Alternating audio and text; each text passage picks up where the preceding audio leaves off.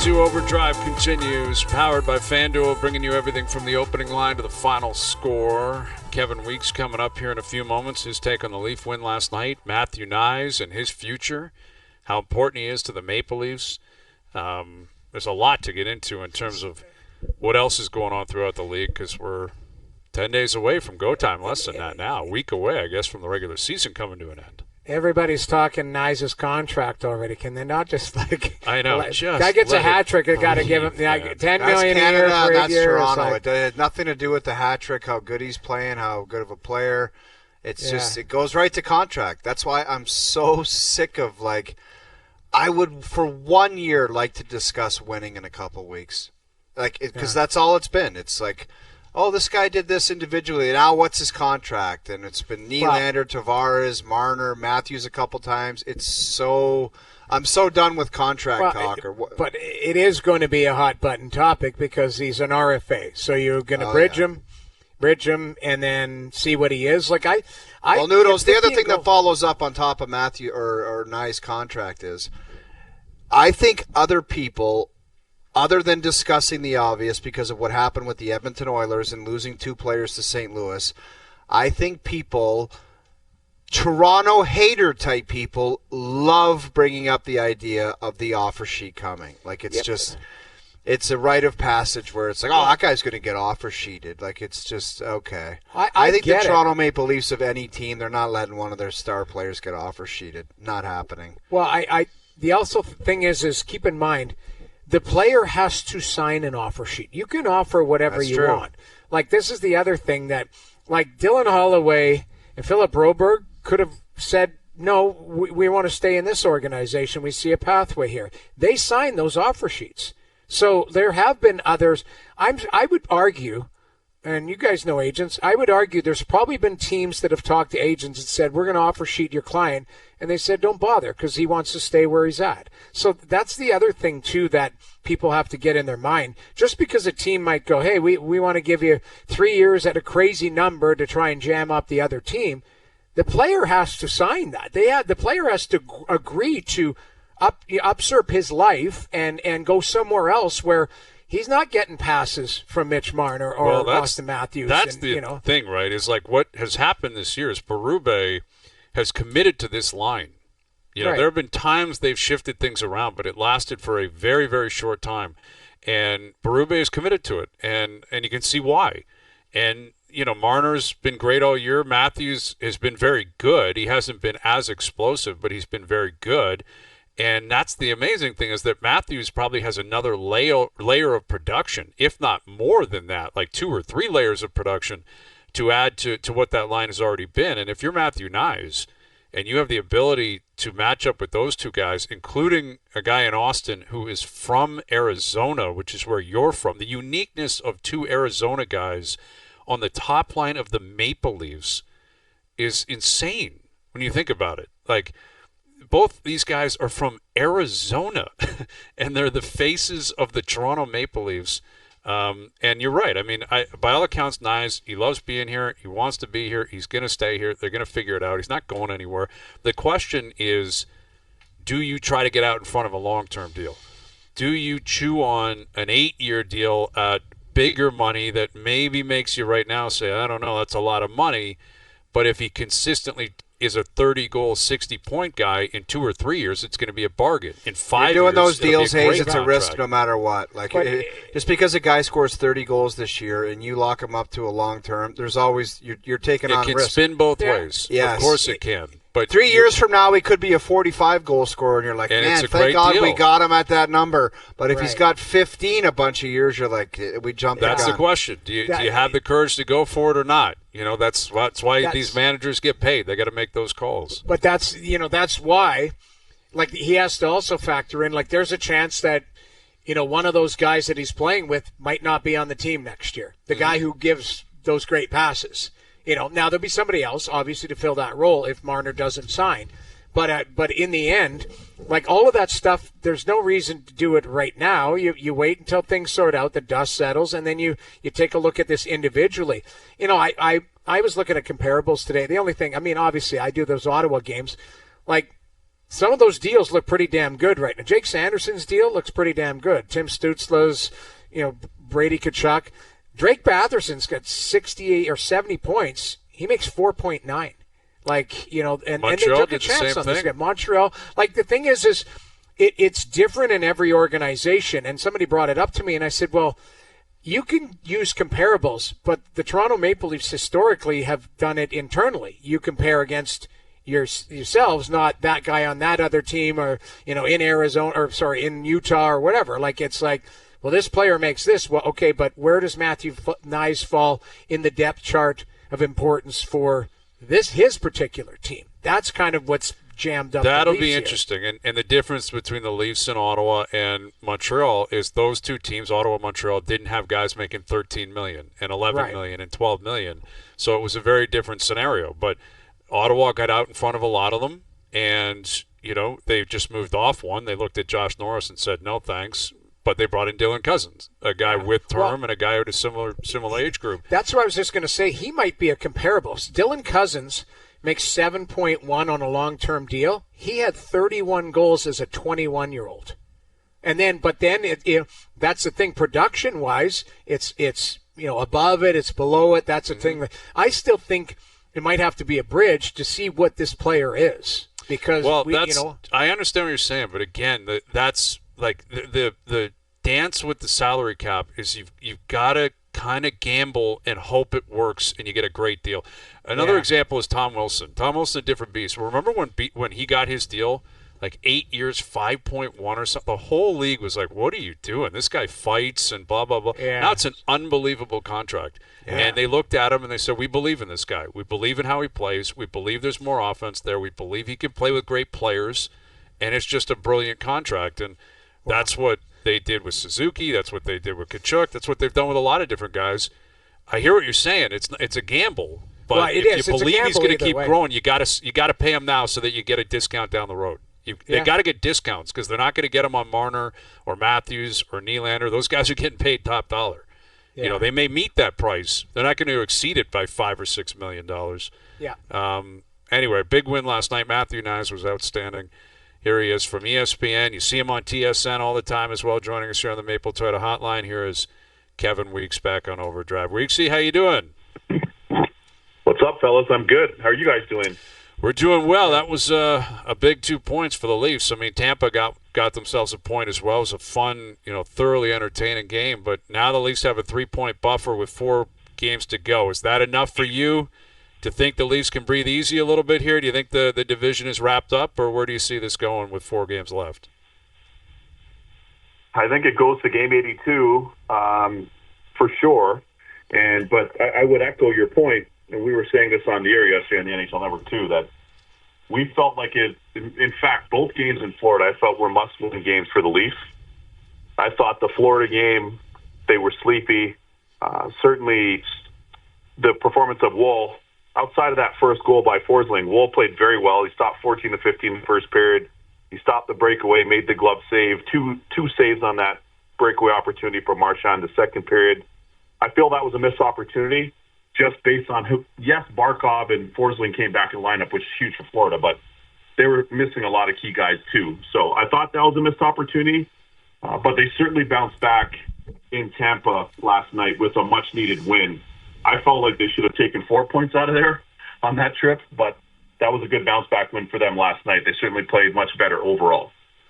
Trasher, what do your colleagues and friends south of the border say about the Leafs this year? Is it the same old Leafs, or do they have a differing opinion? Or what does everybody say about these guys? I love that you qualified it with south of the border, because we were just up in TO for 5 days. And all of my buddies and friends and cousins and everybody and non-cousins that think they're cousins, Kev, what about the Leafs, man? What do you think? Kev, what do you think? Is this the year? I'm like, bro, we're at my 50th birthday right now. We'll talk about that anyway. So south here, okay. So there's two trains of thought.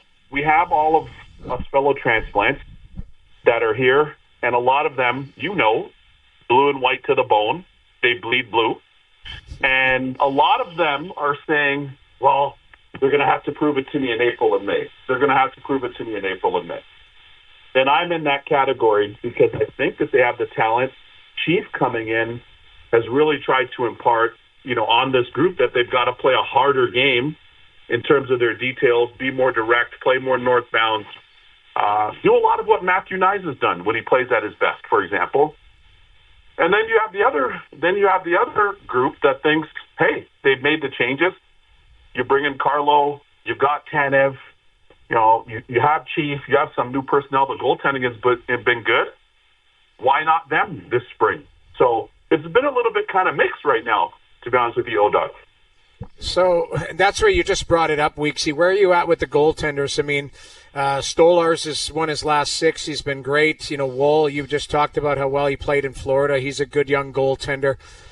Have you seen it? Just like you said, have you seen enough? Do you believe? I mean, Stolarz has 0 starts in the playoffs. He's got 1 appearance last year. Woll has 4 starts. Is it kind of you got to need to show me, or are you comfortable that they will be able to do the job regardless of the lack of experience in the playoffs? Okay, I think we all try to be as positive as possible.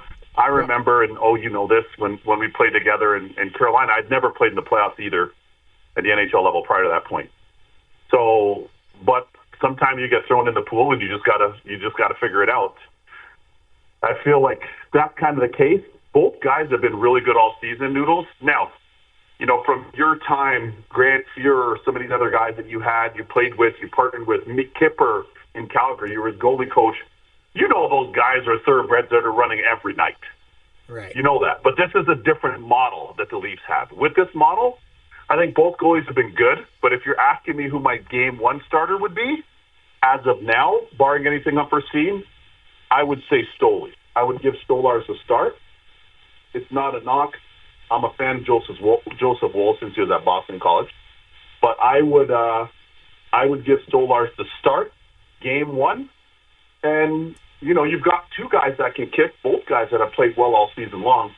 But I would start the playoffs opening Game 1, Round 1. I would start Stolarz in Game 1. Well, and Woll has done, over the last 2 years, he's gone in during a series. So he actually has experience at that. It's not ideal, but he did it a couple of years ago with Samsonov against Florida, I think it was. And then last year, we know what happened. Samsonov played himself out of the net, and Woll had to go in. So I do think that should be a part of the kind of calculation here as well, that you start Stolarz, and Woll has shown he's comfortable coming in relief. That could be something he has to do again this year.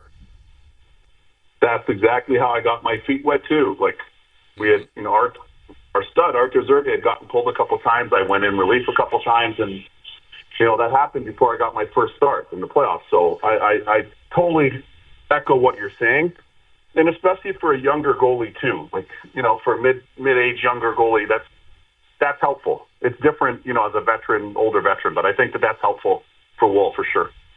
Weeksy, we were talking yesterday about Shesterkin and how he's a big-time goaltender, commanded big-time money, got big-time money, and they've got a back-to-back, and they don't play him yesterday. Like, I get it, it's back-to-back, but did you not find that crazy? And then ultimately their season has blown up. Like, what the hell has gone on in New York this year? Bro, we were there this morning, in the city this morning. I literally had 3 people stopped me this morning on the way to a doctor's appointment in the city. And one of the 3 asked me the same question that you just asked me. I think it's, first of all, like from a team standpoint, I think this was one of the most, sometimes you look back on teams that you guys have played on, and I'm sure you and Noodles will agree with me on this. Sometimes you look back and you're like, we had a good squad. Like, our squad we could have made a run. Yeah. You know what I mean? You're like, this is a bit of a wasted year, boys. Like, if we're real, having a couple pops. Like, we kind of wasted this season. That's how I feel it went for the Rangers overall. In addition to that, they were just too easy to play against. If I had $1 for every player that I spoke to this year, and or coach or manager or whatever, they said they licked their chops when they played against the Rangers because they're easy to play. And that's really. But that's so not Lavi, man. Like, that's just not Lavi or Mike Pekka or anything like it. Correct. And it's definitely not New York. No. Like everything here, everything here is, like, contrary to what people think. Yeah, you can come on vacation and go to Times Square. Okay. But every day is like a blue-collar day. Like, it's so hard to get around. It's so hard to, like, the standards, the timing, the everything. Like, it's just blue-collar. And this team did not have very much blue-collar. And I say it's a wasted year because Jonathan Quick, future Hall of Famer lock, maybe the Grant Fuhr-esque of our generation, Noodles. I think, like, you have him who can still play, and he can still play. You have Shesterkin, who's one of the best goalies in the league, and he's already won a Vezina. And that's like having two good quarterbacks, but you don't have any protection in front of them and no O-line. So I feel that those are the reasons why I feel like it's a wasted year. And I agree with you. Shesterkin, his game has tailed off. I think a lot of it has been frustration, even though that, you have to guard against that, but we're people. I think a lot of it has been frustration with how the season has gone for them at the end. But I know one thing. Whatever the off-season is, and whoever's making the decisions on management and coaching and whatever else that looks like, the construction of the team next year has to have players that are blue-collar and that want to play and that want to compete. Even if you're skilled, you still got to have, like, blue-collar and play hard. And that was a big miss for their group this year, seeing them up close so much. With Kevin Weeks, and I would say the Western Conference equivalent would probably be Vancouver in terms of expectation, and the Canucks were mathematically eliminated last night. And I was reading quotes of Quinn Hughes today, talking up Rick Tocchet, love him, great coach, the best. And I'm thinking, like, Tocchet, we don't know what his future is going to be because he's got an opt-out. He could stay in Vancouver. He may leave. But if you're the Canucks, and, like, for me, Weeksy, everything is about making sure Quinn Hughes is happy. Like, it's the only thing really that matters after a debacle of a season like this. If Hughes is telling you, I love Rick Tocchet, how do they not find a way to keep Rick Tocchet? I'll echo all of what you just said. I think all that makes sense. I was just with Mr. and Mrs. Hughes and Jack when we had our surgery, his shoulder, me and my two leg surgeries in Vail. And I listen, Quinn Hughes is one of the best players. I know Jack well, but I didn't know Quinn as well until this year. Quinn Hughes is one of the best players on the planet. He's a great guy. They're a great family. And you know what? Let me give the listeners and the viewers this one. They've told me, both his mom and dad have told me numerous times, that they don't think any of their three kids would have made the NHL if they didn't move to Canada. And they said, and this is Mr. Hughes and Mr. Hughes talking, the access to top quality players, top quality programs, skill development, and free outdoor rinks so that they could also get free ice. They said it would have never happened for them if they didn't move to Canada for a while. So, in saying all that, those guys are big-time players. Quinn Hughes is an absolute stud. And it's not about, somebody in Pittsburgh told me years ago when they were winning, we have a salary cap in terms of how much we can pay the players. But we don't have a salary cap in terms of what we can spend and how we treat them and their families. And that's kind of applicable here. Like, if I'm the Aquilini brothers, I sit down with him, with Quinn, with the family. What do you need? Are the seats good? Do you like ketchup chips like Weeksy does? Like, what do you like? Like, what can we do for you? Do you need a private jet a little bit more to get to Jersey to see Luke and Jack? Like, what can we do? Because that's a big part of it. That's a big, big part of it when you have franchise players. They should have some input in the way things are done. So, and I use this as a case in point, not to throw darts. And you guys have heard me say this because my wife's from Calgary, and Noodles, you're a part of that organization a long time. But I feel where the Flames messed up with Matthew Tkachuk is they had an opportunity to do likewise, and then they bridged them, and then they and the rest is history. Yep. Weeksy, before we get you out of here, are you still Forrest Gump? Did you have the stilts on after the leg surgeries? Are you all right? Like, where? Are you all right? I'm Limp Biscuit right now. I'm still limping. But what the hell did you have done? Okay, so basically I had, all right, and the surgeon in Jersey after the Cup final, after the draft, basically missed my injury, even after that surgery. So I came up to TO, saw the ace, Dr. Gallia, and Dr. Gallia told me, he's like, listen, they missed it. This is what it is. You have a ruptured quad tendon that blew off your kneecap, and it's all the way halfway up into your groin. It's retracted. So you've got to get that done as soon as possible, and you got to get to Vail to get it done, to the Stedman Clinic. So luckily, my agent, Dr. Gallia and T.O. and Dr. Millett and them in Vail, they kind of talked, and I went out there, and my sister-in-law met me there from Calgs, and so I had that done. I had to get that repaired. They had to drill 3 holes in my kneecap. They had to fish it out, the tendon, pull it down, sew it into my kneecap, and then do a scope. So it was like a 2+ hour surgery. And they opened my leg up. It looked like a baked potato at Ponderosa that O and I would eat. Yeah, that's not good, man. That's not good. But you're on the up and up now. You're moving in the right direction. Yeah. That's all that matters. Limping in the right direction. Yes. Limping in the right direction. Yes. Good luck with the rehab. Thank you, Weeksy. We appreciate you doing this. Anytime, boys. Thanks for having me on. Keep up the good work, man. You got it. There's Kevin Weeks joining us here on the Maple Toyota Hotline. Drive the built-in-Canada, fuel-efficient, fun-to-drive Toyota RAV4 gas or hybrid models available. Visit mapletoyota.com. All right. Well, yeah, we'll see what happens in Vancouver. We'll see what happens with New York and the Rangers. I think, you look at the Rangers.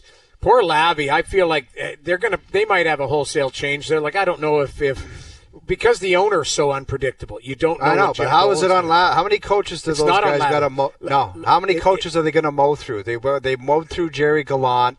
They mowed through David Quinn. They got Lavi. They were in the conference final, and then all of a sudden, Lavi just turns into a dummy. Sorry, not the case. You're 100% right. They won the President's Trophy last year. They were a very good team, and something happened in the offseason. I think they were unhappy with the playoffs, and they found a way to blame it all on Jacob Trouba, and then that was a disaster. It started right in the offseason where I would read, blue shirts, there's all sorts of, fan-based stuff out of there, and you read, it's like Jacob Trouba, you look at his underlying numbers, he's got to go, he's the difference. And then, Jamie, you heard about what Kevin just said, how easy they were playing against all year. It's like the spine got ripped out of their team. It was there was no jam. No jam. And then, Keandre Miller, he's the best, and he had a slow start. And then you look at Adam Fox, he didn't look good this year. Like, their top players didn't have great seasons. It happens. But I feel like Lavi is the only – you can't change the players, all of them, with these long-term deals and no moves. So Lavi's probably a dead man walking, which I'd hate to say because I really like him as a coach. And the same thing in Vancouver, Hayes. Like, I look at the Canucks, you got to circle Quinn Hughes and go, whatever it's going to take to keep you. And, I see Brock Besser made a comment, I don't know if I'm going to be back, all of that type of stuff. Like, they've got some players there that can play. You need a healthy goaltender. Demko has been playing in and out of the lineup. But they got to figure out what they're going to do there. And, I think Tocchet, Philly's got to fill their spot in as a coach. If I'm Philadelphia Flyers, I'm calling Rick Tocchet and saying, come home. Like, he was the spine of their team and the face of their franchise for many years, So I don't know. Yeah, it's definitely possible. My analysis of if I'm Rick Tocchet, I'm weighing the pros and cons of both in terms of who can get me to a winning position the fastest because he doesn't have a ton of coaching history where he's actually with winning programs. Right. Like, he starts in Arizona. They were a disaster when he was down there. So, why would, again, Vancouver's missing. They're not in a great position. But Philly, to me, Philly's 2 or 3 years away. It looks that way. Again, I don't know what's under the hood. We'll see what kind of kids they have coming and what they do in the offseason. That is accurate. Things can change.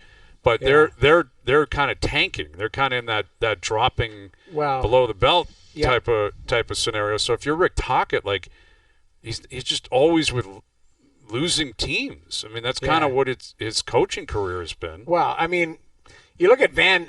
You're right. Maybe he wants to stay because maybe it was just a terrible season for this group, and they can get back to where they were last year. Yeah, and exactly. As if Pettersson comes back and has a great season, and Demko's healthy, and Quinn Hughes, like you're on to something there. Like Jake DeBrusk had a really good season for them. He settled in. He was a nice signing. I think it kind of falls under the radar. They got some players. That Dakota Joshua had I think it was cancer. Yes, he did. Yeah, and he didn't start the season with the team. Started the season like they just had one of those awful like write-off seasons. But you're right. If you're looking at the better scenario, like if you're just roster, you stay in Van. Absolutely. That would be my stance. But again, money talks, and also where your heart is and all that. I get it. Right. I mean, who knows? Maybe Rick Tocchet does dream of coaching in Philly. That's certainly possible. That's true. All right, we got Pierre LeBrun still to come. We got Curtis Joseph coming up. Our best bets. We're tracking the Masters where Justin Rose is 8 under par. Dude, it's insane. Like the guy is lapping the field. He's on 18. He's at 8 under par. And if you're in any of these pools where you pick all these different players, if you don't have them, you're done basically. Like because I don't think he'll win the tournament, but even if he shoots even par the rest of the way, he's top 5 or top 10. Like he's going to bank so many strokes on the field here where he can cruise into a top 10 by just shooting even par the rest of the way. He's just got to go in cruise control, and he'll be one of the final groups on Sunday. Absolutely. Like you start day 2 with a 4-shot lead. If he shoots 71, 72 tomorrow, he's probably still in the lead or close to it for Saturday. Like real close to it. Yes. And that'll be the question with a guy like Connors. Corey Connors had a great day. He's 4 under. You cannot sleep easy on that. You got to go shoot 65 tomorrow. That's right. You can't be blowing a 2 over tomorrow and saying, I was good on day 1. No. Made the if cut. you're serious about this Exactly. stuff. If you want to win this thing, you got to be in the 60s probably 4 times, or real close to it. Yeah. But a great start for Connors, and Scheffler's 4 under, and Rory's 4 under through 13. Dude, we got to show this hat this guy bought for Bob Weeks. There's all kinds of hats you can buy. And the one that this guy bought, it will blow your mind what he spent money on. All right, we'll come back and we'll get into that. Little mini Jerry still to come later this afternoon. Overdrive continues. TSN 1050 and on the TSN app.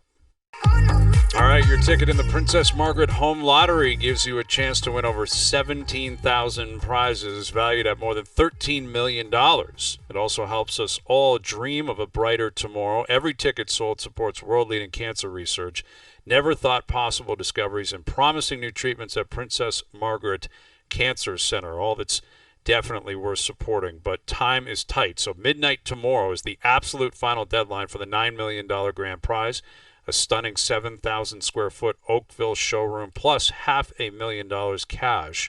Buy your tickets now, princessmargaretlotto.com. princessmargaretlotto.com. How about Luka going off for 45 last night in Buddy, Dallas? Seeing that thing go down, it's wild, man. Wild. We somewhat reasoned with it, Hayes, saying, hey, you don't want to pay that kind of money but looking back, that is the stupidest, dumbest, craziest thing I don't know how anyone got the go-ahead to pull that off. That's insane, man. It's crazy. And the GM, Nico Harrison, is standing there, and they're chanting, fire Nico. Wow, and did you see Mark Cuban's face, too? And I know he's only the minority owner or whatever, but, they had Mark Cuban, courtside, and he was burying his face in his Mark Cuban, he always he took his hands off that and says, I had no idea. He had to have known. I think more people knew than they would ever want to publicly indicate. I still don't believe for a second LeBron didn't know. I'm sorry. 100% I find LeBron it knew. Impossible to believe LeBron didn't know that it was an option. And Mark Cuban, he's got no power there anymore. He's a minority owner. He's sold off all the power. There's nothing he can do. It's easy for him to wash his hands of it, but I think he's being honest. I don't think he ever would have moved off Luka. And it was crazy scene, man. The guy's crying before the game. They welcome him back, which you have to do, but at the same time, it's almost like if you tore the guy's heart out and ripped it off and said you're out, why even do the tribute? Thing? Yeah, why even do it? I mean, I don't know. I'm torn on that. Like, after his career, if he comes back, it's one thing. Maybe an acknowledgement in the first whistle or something. Hey, thanks, welcome back. Yeah. They built this guy up like he won 5 statues, and it was the end of his career, and he was 40, and he said, I'm going to go play in my hometown for a season. They traded the guy and turned his life upside down. Yeah. And then he tore their hearts out last night. Like, the guy shot, what was he from the field? The stats were unbelievable. Almost a triple-double, 45 points. You know, he's leaving the court at the end. They're going crazy for him.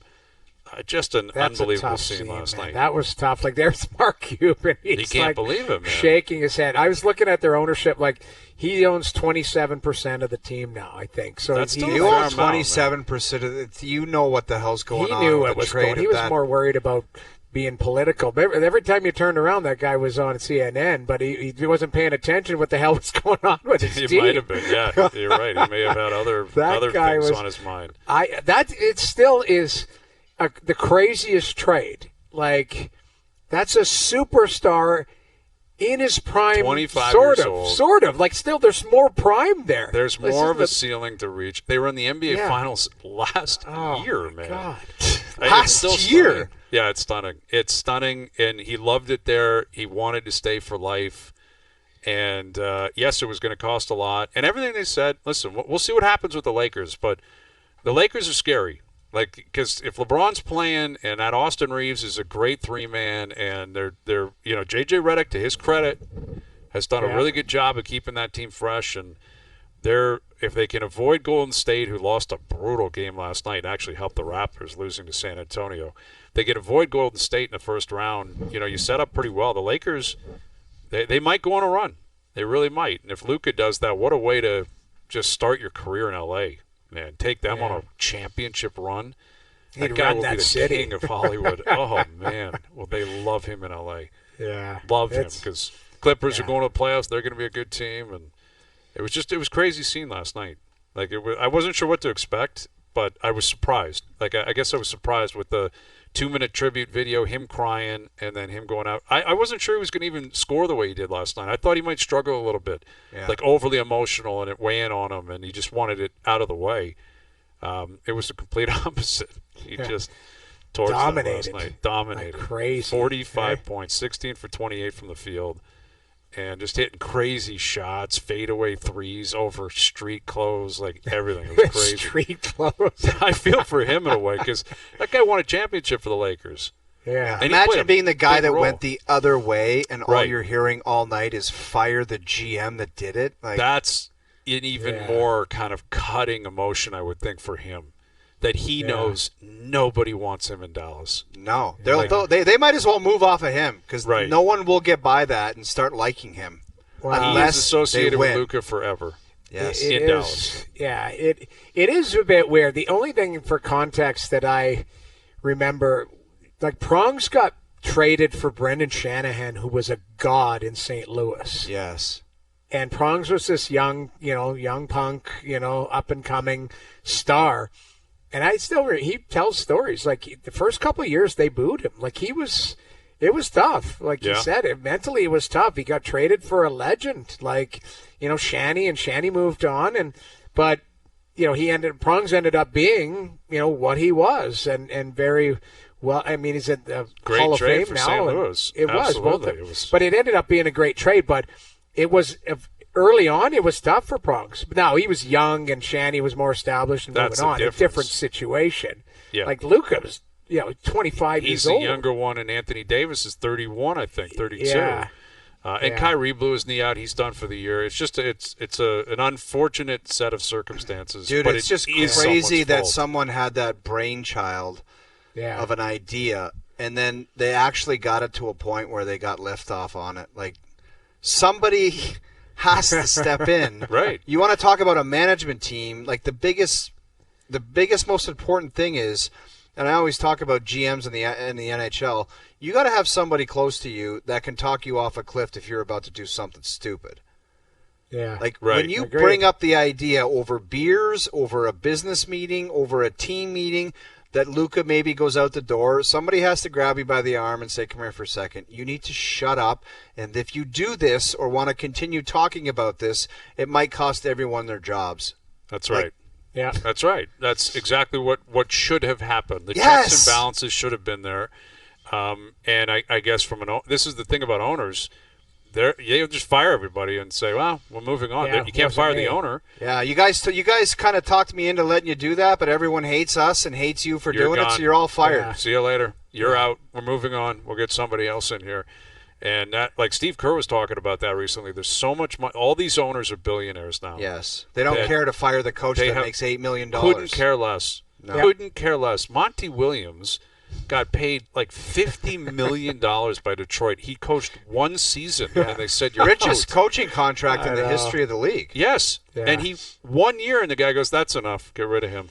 Wow, who was the Urban Meyer? Who was the guy who was enjoying himself at the? Yeah, Urban. That was in Urban Jacksonville. Meyer, like those He guys. got himself fired though. That was really poor execution. Well, by he was Urban playing Meyer. the piano at the back of a sports bar there. He was. Still one of the craziest stories. But you think about it though, some of those guys, like John Gruden, was owed a lot of money, was he not? Yeah. Oh, by- there's what's anyone his that gets fired now Oakland. is owed a lot of money, yeah. man. And it's But not You're right. just- The billionaires don't care. They're just No. like, make it go away. It's automatic. Everyone gets their option picked up. Everybody, and it's just pick them up. Yeah, go ahead now, fire that guy. Go get someone Crazy. else. Like it's chump change. $5 million Yeah. a year for billionaires is nothing. They don't even Exactly. think twice about it. All right, I want to play this clip because the Phoenix Suns, they're the Rangers of the NBA. They're the Bruins of the NBA. Like an absolute disaster where they have this payroll that's crazy. They got KD. They got Devin Booker. It's just been a mess. They don't have their first round pick. Like they have nothing. They're not in the playoffs, not in the play-in, and they don't have a first round pick. The only team in the league that would check all three boxes. And after a disappointing game again last night, Devin Booker, listen to this back and forth. I would love to know how you guys would have handled this because I actually think Booker handles it really well and must understand this is kind of crazy what's going on in the marketplace, and we understand we sucked and we sucked the life out of this place. But this reporter goes at him and goes at him and goes at him. This is last night after the Suns were officially eliminated from the playoffs. From a point of personal pride, how do you feel about this? I don't feel good. Is it embarrassing to you? Yeah. How embarrassing. You played a lot of games like this season. Yeah. And you haven't been able to correct it. What, Correct. Okay, and you say there are multiple reasons for it. What's the top 2 or 3? Can't weight them. All of them hold their own value, so just no winning habits. Turnovers, that kind of stuff. Yep. Yeah. This guy would have kept going. This guy was like he had like the old Well, guys, farmer hat. like, on. Oh, yeah. He Are hates they not that fair team, though. questions? Oh, They totally, were fair. totally, Yeah. and I actually appreciate it because it's old school, and you could hear the PR guy in the back, like, "That's enough. Anyone Yeah, else? one more." Last one." But the Well, guy- he's Booker like, didn't exactly make it any better, Brian. He was standing there like, I've got a party to go to, and what the hell do you think you're doing? Which I could understand from his. He's like, look, dude, who are you? Like, are you the owner of the team? Or you could have, the way he was phrasing the questions was making him a little bit more pissed off, too. Well, that's what I'm saying. I actually Yeah. appreciate, in a way, that Booker. I thought he kept his cool. He didn't give He him did. anything. Yeah. But like that guy was like, "Are you embarrassed? Like, how embarrassed are you? You never got this right. Well, what did you do wrong? Like turnovers? Why didn't you mention like he would have kept going and been like, Yeah. that guy hated that team." Dude, He imagine covered a it team and with Kevin hated it. Durant and Booker on it that don't make the playoffs? Don't even make the play in. Not even Yeah. the play in the NBA now. You have to be horrendous to miss the play in, like horrendous as a Yeah. basketball operation. And they have Yeah. Durant, Booker. It's just a disaster. But I appreciate that old school guy just right in his face. Are you embarrassed? Like how embarrassed are you? Why are you embarrassed? Why didn't you correct it? You sucked all year. Was it turnovers? Had to be turnovers. That guy Well, would have kept going for 15 minutes. But Booker, he was short, but he was poised because Yeah, he he could was have kinda like, easily yeah, just yeah. been like, dude, Too like many knock to it list. off.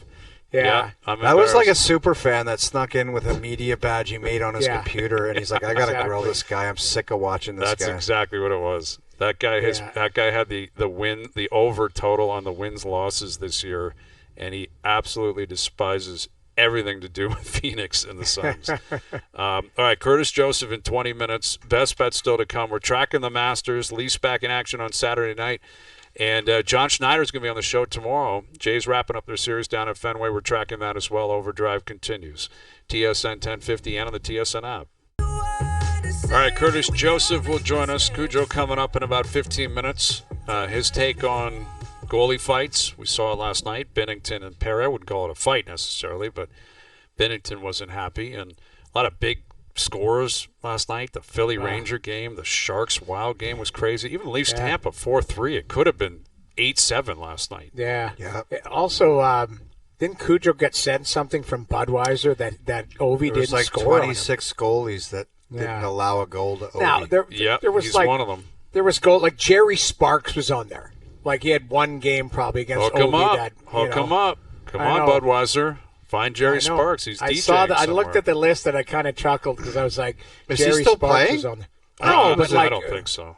No, I think he's gone back home. But I saw his name on there, and Ovi had like 2 or 3 shots on him in one game. Same type of thing as me. Ovi played one game against me, he got me. Like that's, I would have rather gotten beer from Budweiser instead of being on the highlight reel. Yep. But it is what it is. It is what it is. Very few goalies can say that, and I guess Cujo's one of them.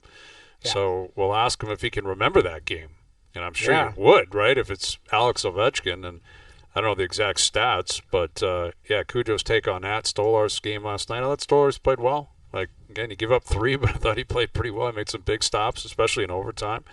Yeah. And it'll be interesting to see what happens this weekend because Leafs Habs on a Saturday night late in the season with both teams going to the playoffs that's going to be electric. And I don't think Demidov is Dude, it better be expected to play. electric, man. Yes, it will be. Saturday night, Leafs Habs in April, it's always electric. This isn't a Tuesday night against whoever. Well, it'll be buzzing.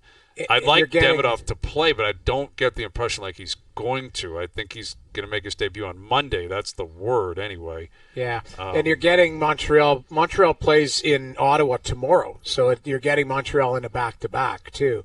So that's it's advantageous for the Leafs, right? Because Montreal plays in Ottawa Friday night. That's a big Toronto game, man. Saturday. Montreal beats Ottawa in reg. They're a point back. Like it's not over yet. Like as much as Toronto and Tampa's not over, Ottawa Montreal isn't over. Montreal beats Ottawa in regulation on Friday. Ottawa's in. They have their X, but they're not guaranteed to be the first wild card. There's still a chance Montreal can Well, there's hop 4 over games them. left. You're right.